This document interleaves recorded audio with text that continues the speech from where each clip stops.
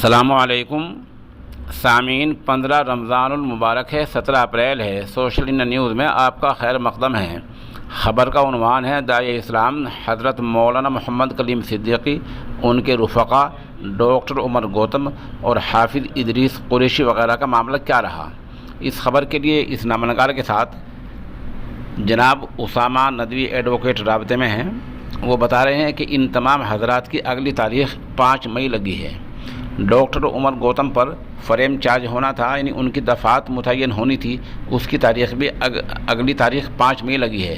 ادھر داعی اسلام حضرت مولانا محمد کلیم صدیقی دامت برکاتہم، ان کے رفقا میں سے حافظ محمد ادریس قریشی، ڈرائیور محمد سلیم وغیرہ کی تاریخ، مقدمے کی اصل تاریخ 5 مئی لگی ہے، اور آج 17 اپریل ہے۔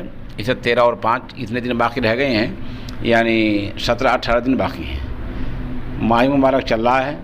آپ لوگوں سے خاص طور پر درخواست یہ ہے کہ افطار کے وقت اور سحری کے وقت میں حضرت والا کے لیے اور ان کے رفقا کی رہائی کے لیے دعا کریں کہ اللہ رب العزت حضرت والا اور ان کے رفقا کو جلد از جلد باعزت بری فرما دیں۔